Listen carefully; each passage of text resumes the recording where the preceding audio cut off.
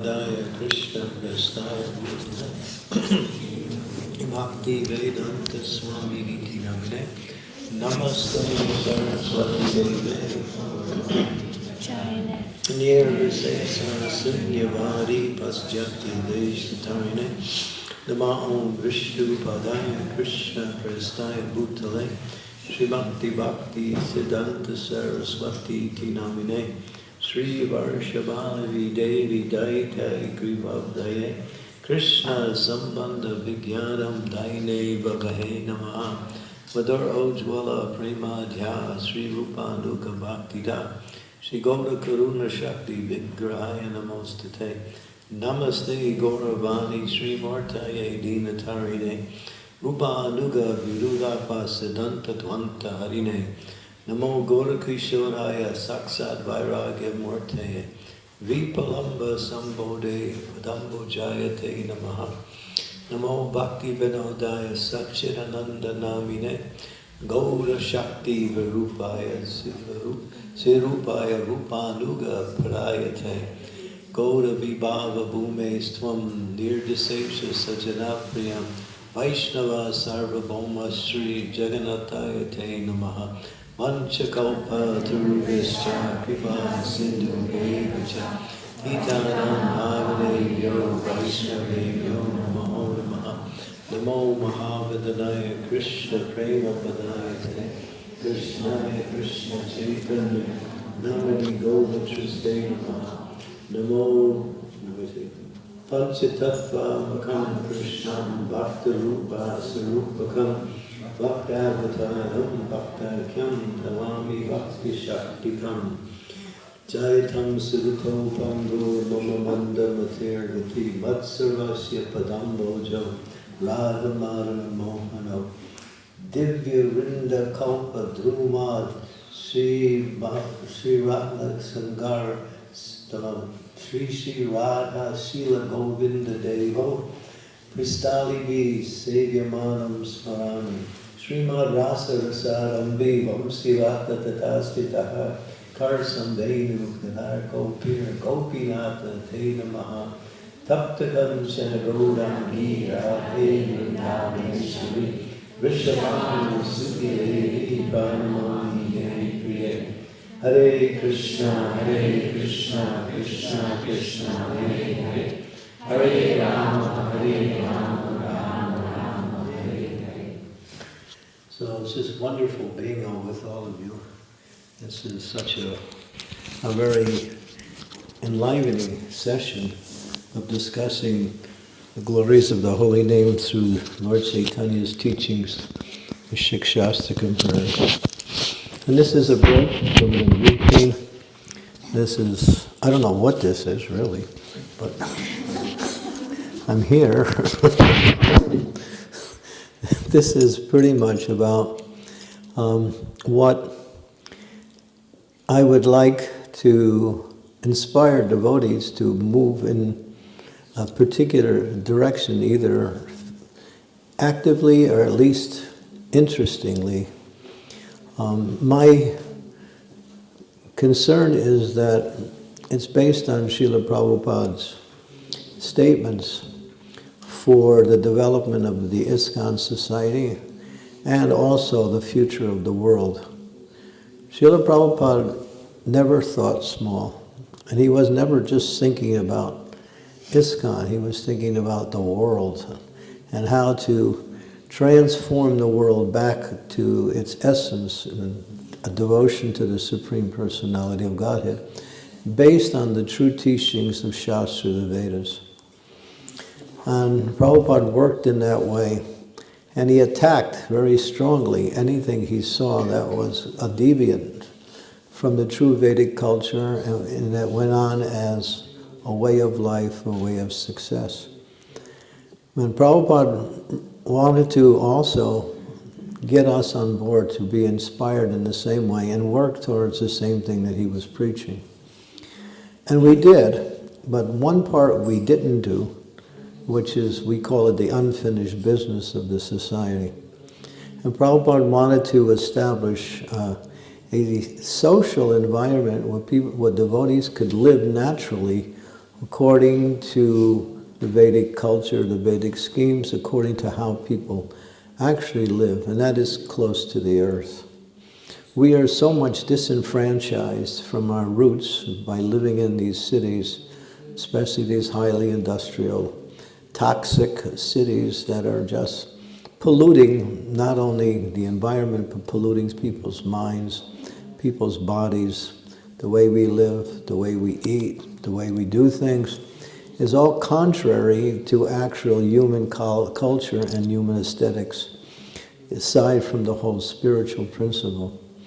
So Prabhupada really, he envisioned a type of lifestyle that he called natural living, which is going back to a more simplified lifestyle, getting away from dependency on the external environment, on the secular society. He said that Western civilization is really not a civilization. It's a soul, he called it soul-killing civilization. Not only from the spiritual point of view, but from all angles of vision. And Prabhupada's idea was to go back to what life was maybe 500 or 400 years ago, living close to the land, growing your own food, and keeping the most important animal in society, the cows. Generally, we don't know so much of the benefits of the cows because we're so much disenfranchised from that animal. We go to farms and we see cows and we spend a few minutes with them. But cows are actually the supreme gift of the Lord to the human culture. Cows do so much for human quality and human life. And this is the way it was done years ago. People would keep animals, and especially cows, horses, also other animals also. Animals were a very much big part of human life, and people were not separated from the animals. Now we have, people are very much attached to the dog. But the dog, I mean, it has some value, but it's not an animal that really produces much for human society. All it does, it just keeps away your enemies, at best. I don't know much about a dog. I never investigated, but I've been studying and learning more about cows and how people live with cows. So Prabhupada's vision, and before he left, he explained that 50% of my mission in Krishna consciousness is still undone. He said, build these farm communities. He said, grow your own food. And he said 4 things. He said, grow your own food, make your own cloth, learn herbs, make your own medicines, and ultimately build your own houses. When I was living at New Vrindavana, the farm community that Prabhupada started in the 1970, no, it was the end of the 60s, 1968, I think, was the beginning of New Vrindavana. Prabhupada came, and he explained exactly what he felt that he liked New Vrindavana because it was the model that could develop into that lifestyle that he saw that would be the future of the world, the future of our ISKCON society. And he sat down with us and he drew on paper with his own hands and a pencil a house. And we called it the Prabhupada house. And he said, build these houses and invite your families, not the brahmacharis or the sannyasis, the families, to live in such environment in these houses. They were simple houses. They had 1 floor with just enough room for 4 people. And so this was one initiative that Prabhupada took personally to give us some direction. But his main direction was, you're being killed by this Western civilization. And in 1973, it's on record, I have a book here, it's called Krishna's Way, Natural Living. Inside the book, in the last 4 pages, if you go from the back, 4 pages back, there's a QR code. You scan your phone, and you could hear Prabhupada speak. It's on the, yeah, it's easy to find. Here it is, it's a QR code. And you just begin, and Prabhupada speaks for 5 minutes. And he talks about the future of the world. And one thing he says, in 1973, he said, in this Western civilization in 50 years will be finished. It can't last because it's corrupt, it's anti-human, it has all of the traits of demoniac qualities. It is not a lifestyle for human beings. And he said, go back to the land, the way Krishna lived. And I mentioned the 4 things that he emphasized, but the thing that he emphasized most was agriculture. Because everyone requires food, and especially for those who are family, they need stability. You have to have stability, and stability can be done in an environment that it provides whatever you need within that environment. And that's where this simple living, because the more we learn about the earth, the more we can realize that we can get everything we need from the earth, and from the cows, and from the natural environment around us. When I was promoting my book in America last year, I went to a few places, and I was talking about the glories of cows. Tomorrow, we will take an hour break from our routine, and we'll go to the cow barn and see the cows there. Now, it says in the Shastras, aside from the material benefits, the cow is the embodiment of all the demigods. She is mother in the personification of the word mother, not just mother, but she gives everything the human culture needs. Milk, can be used, and Prabhupada said you can make 200 to 300 different preparations from milk. In cow dung itself, it says that Lakshmi, the goddess of fortune, resides within cow dung. And cow dung, we know, can be used for heating and for cooking. When I was in New Vrindavana, we used wood. I was in the Brahmachari ashram, and we were cooking on wood. But Prabhupada told us wood is second class. He said first class is cow dung. You go to India, the women, they pick up the cow dung patties, they mix it with straw, and they put it on the side of the house to dry it out, and they simply have the fuel they need for cooking. You don't have to pay your gas bills. Prabhupada said, cow dung first class, wood second class, gas third class, and what's that last one? Electric. I met a lady, she told me, my doctor told me not to cook on my electric stove because it'll get me more sicker than I am. So it's not even healthy to cook on electric stoves, what to speak about, how it rapes the environment. So we are destroying the earth very quickly, and it's becoming a crisis now. And because this lifestyle is simply polluting all levels. Now Prabhupada envisioned that, and therefore he said we should go back to a more natural living, because he also mentioned it's conducive for the execution of spiritual life. He said you'll have more time in the long run, not initially, but in the long run you'll have more time, and you're in an environment which is free from all of the, what we say, unnecessary things that surround us in this world today, such as television, cars. We like our car, right? It gets us around. I'm not saying we should do away with cars, but it's destroying the environment. Just to keep the car running, they have to keep digging for more and more oil. They have to cause wars with the Arab countries in order to get oil. And there's so many disadvantages in the whole economic system and maintaining cars.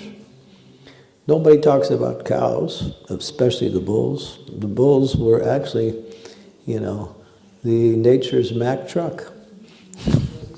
They could carry things around. Nowadays, what do they do with the bull? They can't think of any. When there's a bull, they just send it to the slaughterhouse. They keep the cow for 5 or 7 years. They get as much milk as they can. When the cow can no longer function and give milk, they send it to the slaughterhouse. So these commercial dairies are in cahoots with the slaughterhouse to simply kill cows.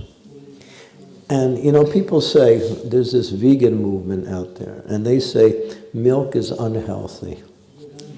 Where the scriptures say milk is the most healthiest of all foods. It creates fighter brain tissues, and it has all of the nutritions the human body needs. Even sages, they live simply on milk. But the vegans are not wrong when they say milk is unhealthy. It is, when you exploit the cow. So mother cow, she doesn't like to be killed, and she knows she's going to be killed. The cows are aware of that, and they're fearful. So when they milk this cow, there's a hormone that goes into the milk, secreted by the body of the cow, which destroys the quality of that milk that they get. We think it's milk, but it's not. And people get sick, and that's why they say milk is unhealthy. Yes, if you're going to kill the cow, that milk is unhealthy. But if you keep the cow and you treat her like you should treat her, give her everything she needs to live nicely, she's not a milk machine. She's very dear to Krishna. Krishna is called what? Gopal, Govinda, Gopinath. He's so much connected to the cows. His abode in the spiritual world, Goloka, planet of the cows. Is that coincidental? No. It shows that the value of such a most beautiful animal. Actually, the Shastras say to kill a cow is equal to killing 2 men. It's more grievous, a sinful activity to kill a cow than it is to kill a human, according to Manu Samhita, which are the law books of mankind. So when I was in America, I was speaking about cows, and one person who had been in India, I think this was in Charlotte. I was at your house. Yes, I was at your house. I was at Revati's house. I was speaking about this, and one man who had lived in the village, he said, Maharaj, we used to keep the cow just like we would keep another family member. And if someone in the family got sick, the cow would know it. And she would go to the area around where she grazed. She'd look for the herb that would cure that particular disease. She eats it. They milk that cow, and they give that milk as a cure for that disease. I was shocked. I couldn't believe it. The cow is so perceptive that she knows, when you keep her as a family member, she knows what's going on in the family. She can sense it. And she can sense when someone needs some help. That's how, we don't know really how valuable cows are. When they walk on the fields, they make the fields fertile for agriculture, for planting crops. So we've somehow been estranged to that, and we're accepting this. Of course, we're forced into it as a lack of alternative. But Prabhupada was a visionary, and he could see that as Western society continues in the way it was going, it would become more and more unlivable. And we're seeing that today. I don't want to go into the details because we don't have enough time. But things are really getting bad out there in terms of just maintaining the same lifestyle by which we are plugged into this Western society. So devotees and others, especially people who are not devotees, are actually seeing the same thing, and they're actually making headway into moving into a more simplified and less dependent lifestyle. And this is what this particular book is about, Krishna's Way, Natural Living. And on the back it's a quote from Prabhupada. It says, Krishna is the farmacharya, Balaram is holding the plow, and Krishna is holding the calf. So he called Krishna the farm acharya. Not just the supreme person, but the farm acharya. So what I'm proposing and suggesting in a very serious way is devotees start looking in that direction. Sri Devi is really interested in doing something in that area. She's connected with something that's going on in Calcutta now that's happening there. And there's other devotees who are actually moving in that direction. There's a nice farm, I think, in Genoa. Ramchandra? Haribo? Ram, hey Ram. Okay, no meditation right now. Do you know about this farm in Genoa? Devotees started this farm, yeah. It's not too far from here.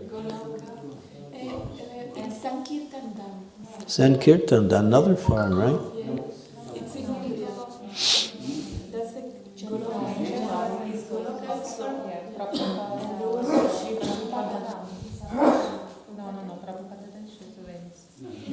Prabhupada Desh also? Not so much. They have agriculture, right? So, Prabhupada, the transition, this is the hard thing. How do you get out of the present lifestyle and transition into the more natural lifestyle? That's where devotees get blocked, they get stuck. And they see it maybe takes too long or it's very difficult to make that transition.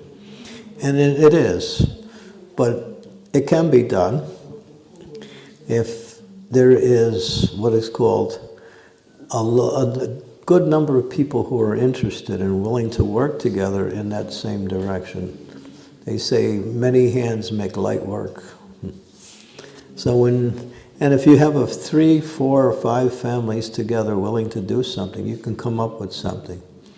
There's a beautiful movie. It's not done by devotees. It's done by non-devotees. It's called The Biggest Little Farm. It's on YouTube. You can look it up. It's about 2 hours and a half long. It's about a group of people who wanted to make a difference. They left their city jobs and they got together, found this land in California, and started a farm. But they ran into so many things that they didn't expect. But they fought their way through it, learned more about that lifestyle, brought in animals, and gradually, after 7 years, it took them 7 years, they had a beautiful running farm where before, when they got there, the land was unarable. In other words, they couldn't plant anything there. They changed the whole soil around into something very fertile. So some of us who are here now live in areas where there is a lot of land available and also areas where farms can be started. But I would suggest to get a greater insight to go on some of these farms that are really in operation, spend some time there, get an idea of this lifestyle, get a feel of this lifestyle. I don't want to be a doomsday prophet, but I'm saying the same thing that Srila Prabhupada, he said, this Western civilization will collapse. And it's collapsing right now, big time. And there is many, many predictions about the horrors that are upcoming in the next few years. So what Prabhupada was a visionary. He could understand, here's where we need to make a difference. And he said, once we can establish these farms, as society collapses, people will start coming to our farms looking for shelter, and we'll be able to engage them in the varnas. In other words, we won't give them spiritual activities, we'll give them work. And once they get involved in that work, gradually we'll start to teach them about spiritual life. Prabhupada, if you read Prabhupada's books and you listen to Prabhupada's lectures, most of it was visionary, the future. Not just some philosophy about how to practice Krishna consciousness, that's there, and that's there in a lot of his books and lectures. But from day one, he was talking about this lifestyle that needs to be implemented. I'll give you another example. We don't even know. There's a particular constellation that comes into the heavenly planets, or into the cosmological structure of the universe. It's called Swati. Anybody heard of Swati? Swati is a special constellation that when that's in the sky and it rains during that time, the rain that falls at that time, it falls on the head of a snake, it becomes jewels. When it falls on the head of an elephant, it becomes valuable stones. When it falls into the sea, it becomes pearls, and it's eaten by oysters. And so actually, God, through the material nature, brings wealth in the form of precious metals into the earth through rain. Rain is one of the ways it comes. So the more we learn about the environment, the more we will start to see it's actually natural and it's also healthy. And the way we live now is not very healthy. It's not very healthy. And we have to depend on so much. So I'm thinking that we should, as a individual and as a group, to explore more this type of lifestyle and see what you can learn. Also talk to other people, get involved to some degree, and if you're really inspired, then move forward and actually do something. But the first thing is to learn. We'll find out more about the benefits of this. Because people for thousands of years lived like this. This Western civilization is new. It's only 300, 400 years old. In this particular QR code, one devotee is saying to... No, this is actually another event. They're saying the problem. They were talking about the problems in the world. And one devotee said to Prabhupada, we've had these problems from time immemorial. Prabhupada said, no. Only the last 300 and 350 years where these rascal scientists have caused so many problems. It's not that we've had these problems from time immemorial. It's only since this highly technological industrial society started to happen back in the late 1600s, early 1700s. That all of the problems in the world have started to come. Because we live unnaturally. We live in these boxes, they're called apartments, where there's no air, sometimes no sunlight.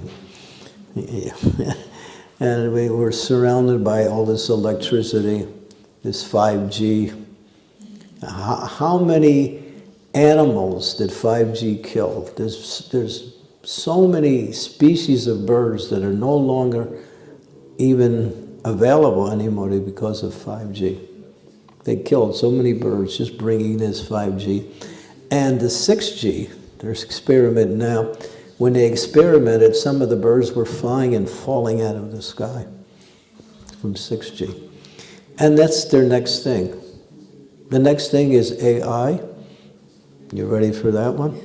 Artificial intelligence. You won't have to work. This guy will do everything for you. So it's a whole process of automizing and mechanizing and industrializing, mechanicalizing the whole world. And people are sidelined.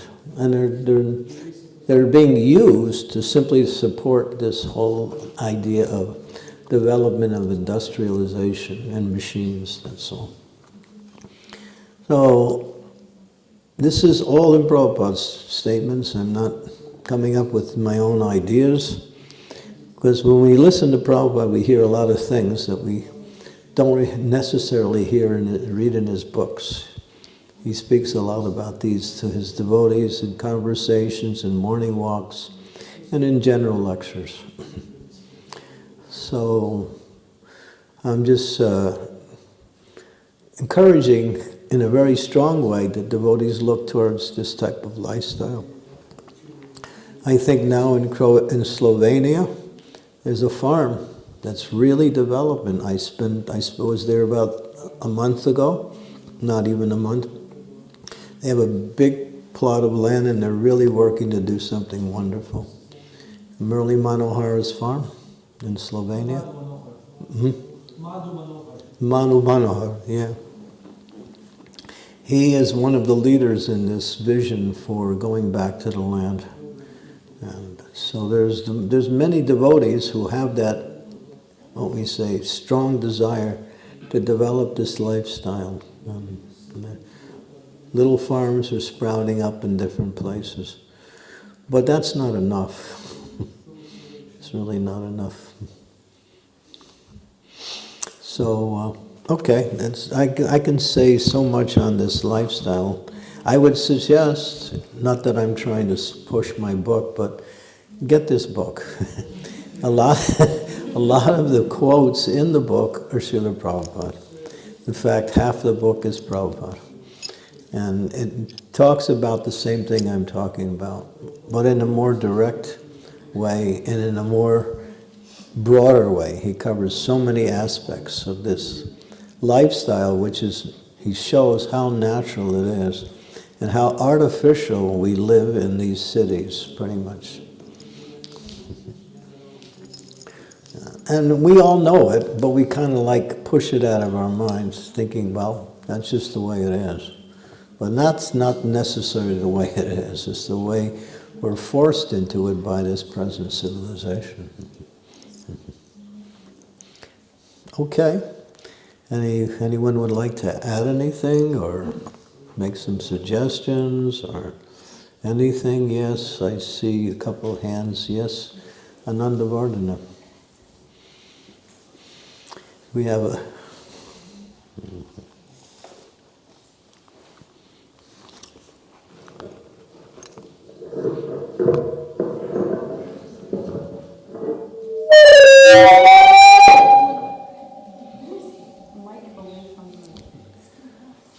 Welcome to modern civilization. You know, at Nami Sharanya, there was 88,000 sages, and they didn't have a microphone. Look at that. Somehow they communicated. 88,000.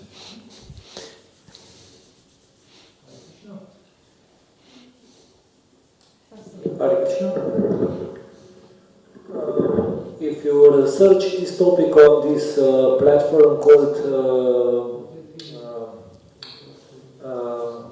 it's no Vedabase, or this Prabhupada, that Prabhupada spoke, you can see that disciples, when Prabhupada passed away, majority GBC, they said that the final year of when Prabhupada was living on this planet, he was very much stressed this natural way of living. Mm-hmm. And these GBCs, this was like 78, they said, we must do something about this, that we fulfill this desire of Srila Prabhupada, that we push on this agricultural project. 1978, yeah. Yeah, but now we are like 2024, and if you are part of ISKCON management, at least in Slovenia, if you speak with a lot of it seems it seems irrelevant. Yeah, irrelevant. Me and Maharaja have a lot of these meetings with GBC for Slovenia or for Balkans, Yugoslavia. They don't see that we should do something about this. Even if you don't, okay, maybe it's one part, but yeah. When everything falls apart, and then we'll do something. When it's too late. But even if it doesn't fall apart, which it will, this lifestyle is not healthy, the way we live. And we work unnecessarily for things that are already there, given to us by the land. Earth provides everything you need and more. Yeah, thank you. Yeah, there's one very senior devotee in our movement who's made that same observation. Our leaders are not pushing this program. I went to the SGGS meeting this year, which is Sannyasi Guru GBC Sangha. And I was hoping that this topic would come up, but it didn't. It wasn't a topic that they discussed. It wasn't even on the agenda. So somehow it's being pushed away onto the side as either not important or everything else we do is more important. Of course, what we do is important, but this is Srila Prabhupada's vision that he emphasized from the time he came to the time he left. So that's important in that sense. Yeah, thank you for bringing that up. Anyone else? Yes, Anuradha.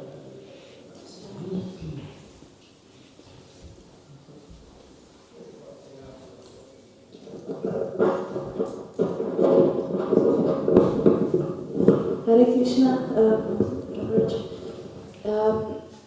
About this topic, I can connect with Radhadesh. I was there for some time, and there we have 7 cows. I was just just 1 week ago there, and I saw that they use everything what the cows produce there, and taking care very nicely these 7 cows. They have like 3 bulls and 4 cows for milking, and 1 little calf. And these 3 bulls are working on the fields.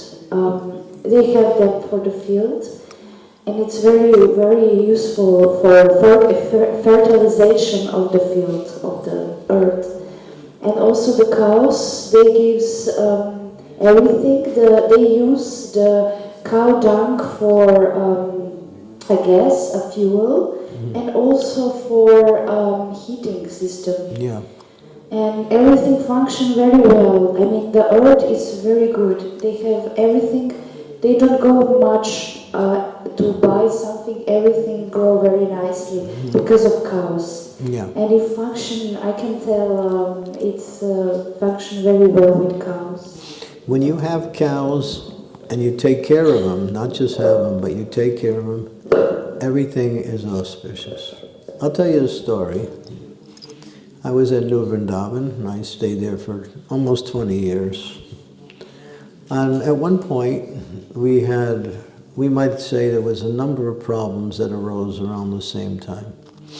And it went on for a while. And the community became concerned with all of these different problems that came. And so there was a meeting of all of the leaders in the community. And one devotee who was there, his name was Vrindavana Swami, he came to the meeting and he said, we can solve the problem. All we have to do for the next 6 months or more is take care of the cows really nicely and give them everything they need, build up the whole cow culture. And so the devotees went for that, and they did it. And after 6 months, all the problems were gone. It's a fact. If you take care of cows, Krishna will take care of you. Because cows are really dear to Krishna. I have one devotee, I won't mention his name, he tells me, because I keep cows, everything goes right for me. I don't have any problems. So, not just keeping cows, but caring for cows.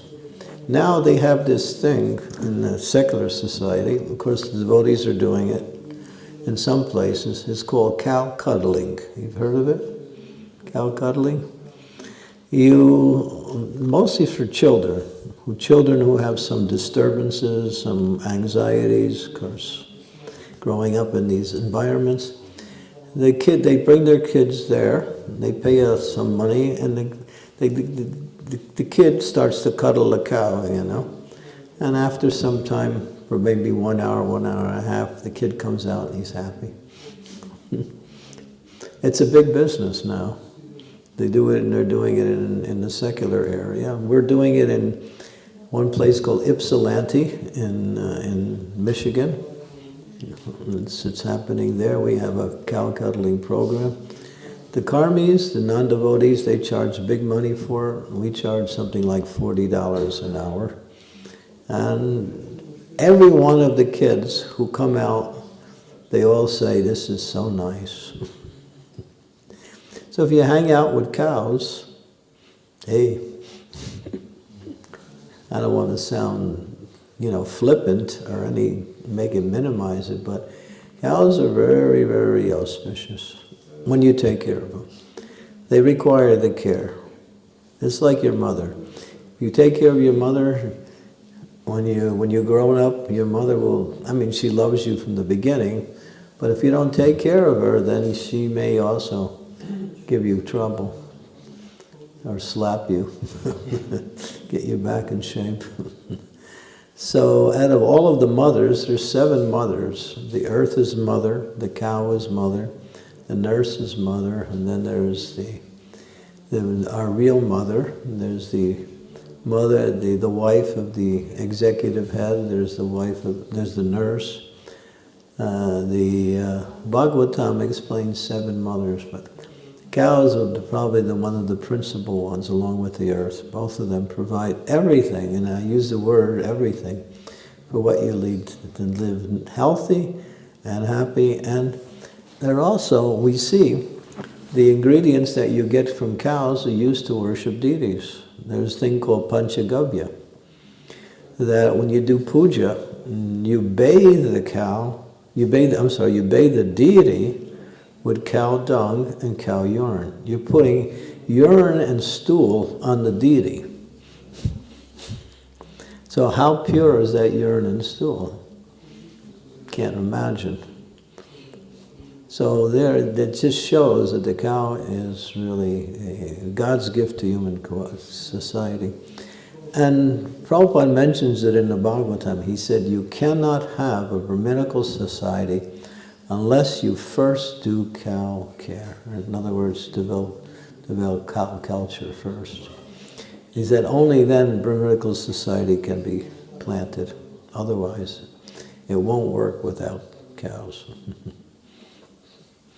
So these are just a few of the glories of Mother Cow. Thank you for that one. I didn't know about that one. Are they doing that in Golokadam too? No. Do you have any cows there? No cows? Oh. I'll be your first cow. So, the point is, get at least one cow. You can start from there. Do you do agriculture there? Yeah. Enough to take care of all the devotees? Summertime only. Summertime only. Summer. In summer. Oh, just partially. Yeah. Those who live on farms and know how farming works is you work for 4 months a year, that's all. And in those 4 months you do everything, and then you have enough food for the whole year. If you know how to do it, it can be done. And of course the soil has to be ideal, but it can be done. In our farm in New Rajadam in Hungary, they have, 40 or 50 different vegetables they grow.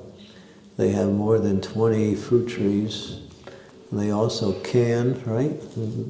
Radha Vinodini, I don't know the exact numbers. You don't know. But they also can different types of foodstuffs for the winter time. They have, what is that called, that little underground thing? Root cellar, yeah. So then devotees are doing it, but it's slow compared to what we could be doing and what we should be doing, like that. Okay, we have Sri Devi. And then after that we can hear from Prashad.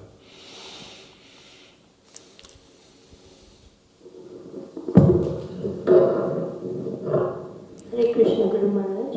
I would just like to very briefly relate my recent experience at this farm started by this lady who took the words of her Guru Maharaj very seriously to buy some land in Falta, which is about an hour from Kolkata. And I went there. They have 4 cows and a baby calf, and they grow their own vegetables. The food that was prepared was so fragrant, so tasty.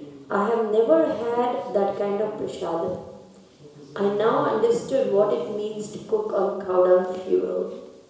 I just wanted to share that. It was unbelievable. The first and foremost, all the vegetables came off the farm. I picked some of the vegetables, and then it was cooked on this clay oven fashioned by themselves. That means they actually made this clay oven, and they had cow dung patties. They cooked on that, and it was unbelievable. Yep. The fragrance, the taste, even now I can remember. Prabhupada's comment, he said, the food grown on our own farms is 100 times more nutritious than what you buy in the outside stores. That's an exact statement. I mean, we're all concerned about our health, and so we're also talking about, how this lifestyle is conducive to a more healthier lifestyle. It's not that everyone has to become a farmer, that's not the point. But everyone should live in a more natural environment. And you can also have division of labor also. People can be doing different things. And still, then you have your farmers also, you have your cows also. Everybody, I know you might be thinking, oh, that's primitive, right? But no, it doesn't have to be like that. You can also have nice buildings to live in. And you can have a few modern amenities, just for those who require it.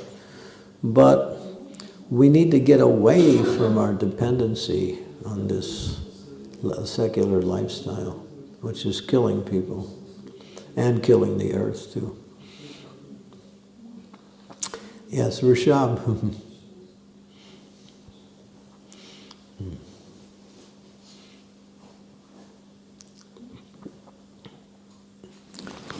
What is the time?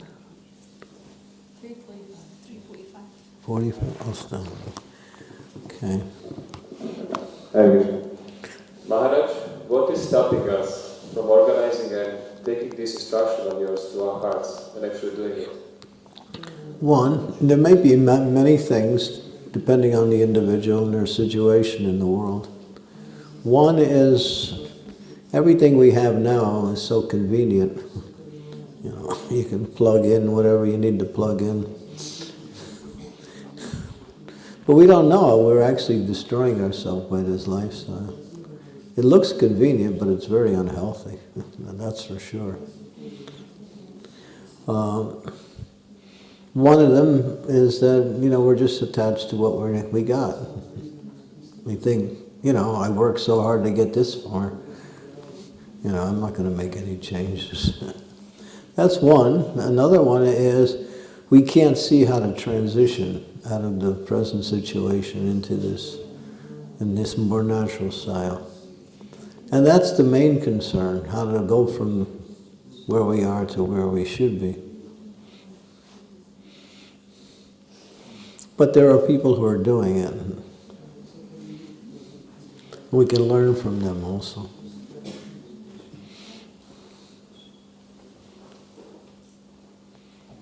Or, I don't know, I think that's all I can think of as far as the reasons why. There may be other reasons also.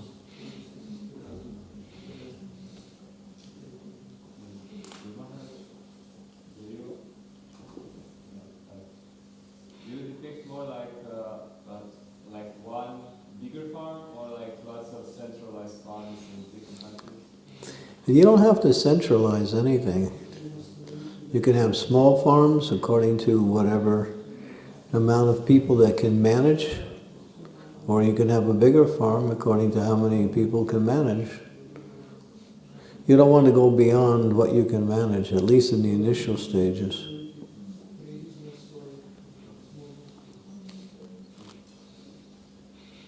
I think, who was it? Where's Brajavilasini? She's here? Right there? There you go. She told me she's growing all her foods in the backyard. She lives in the city. Right? She lives in Chicago. And she's got her own little garden, right? That's a start. I mean, it's not really what we're saying is ideal, but get away from buying food from the outside. It's really, most of it is pesticides, herbicides, or pollutants in some form or another. I mean, look at the soaps. We got all of these liquid soaps. You just read the bottle. Most of it's all chemicals. I don't wash my hands with that stuff. I bring my own natural soap when I go. So, you know, there's so many things. Aerosol cans and sprays and what else we got? Air conditioning. It's all polluting the environment and destroying the health of people. People don't, I know, nowadays, if you do a little research, people are really sick. Dementia, you know what dementia is? Yeah. Was it Alzheimer? This is a statistic I just came across last week. Every 3 minutes, someone in the world comes down with dementia.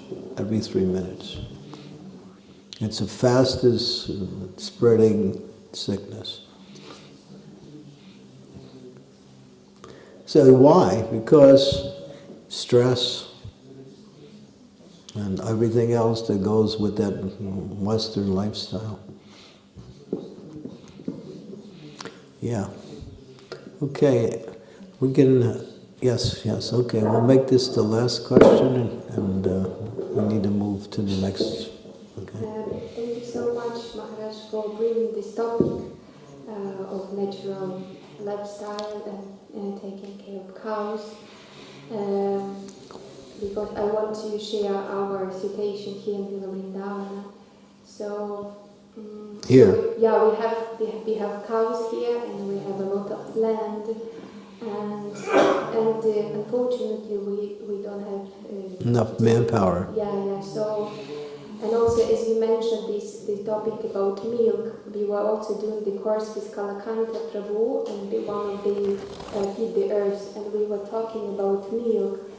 And that devotees, because it's much more convenient to go to buy like dairy products, and but as you mentioned, that actually it's not healthy. And so how can we encourage devotees and bring the understanding the importance of cows? And because I mean, if the more devotees will be interested in cows, then it's much easier would be to have a better situation, to have more cows, to have milk. Not because now we have milk only for the deities. We cannot right. Give more like to sell to devotees. So how can we? And also there is lots of land here, but we don't grow anything because again, there is no one. So how can we encourage? Because like everything is here, but still. Well, the thing is, the focus is not on that. That's why. Even if it's not fully developed, you have to see what you can do with the whatever situation you have now with manpower, and start on that level. But the first thing is not cows, the first thing is agriculture. Prabhupada said, first you establish agriculture, then you have enough food for the devotees and you have enough food for the animals. And gradually you bring in cows. You can start off with one cow at the beginning and then use that milk and also use her to also help to fertilize the fields. But you don't want to get a lot of cows without having the land for... Because cows shouldn't be pushed into a goshala. They should roam the fields. It says that each cow needs at least 1 acre of land, and then she's happy. She likes to roam around. The winter time, you can put them inside also, but then you have to provide that environment that is somewhat conducive. Because cows are very sensitive. If they're not happy, you'll know it. So they won't give you what they could give you. Yeah, so start wherever you can start.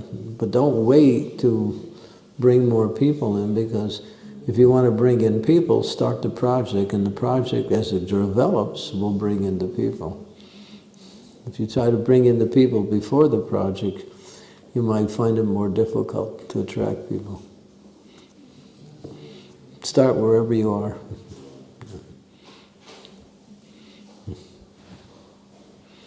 Okay, so thank you. And again, I would suggest read the book. It's very inexpensive. And if you don't have any money, you can get a free copy, but we ask for a small donation. And the last thing is, as a sannyasi, I have a big problem. I have too much stuff. And so it's one of the problems, it's one of the downsides of being sannyasis, is accepting gifts. So I have a whole table full of stuff that can be used. Most of it's new, some of it has been used. Books, bead bags, clothing, gumshoes, towels, sweatshirts, sweaters, all kinds of little trinkets of stuff. So I don't know if there's enough for everybody, but just go up there and grab something. It's free. Okay, so thank you very much. Srila Prabhupada ki jai.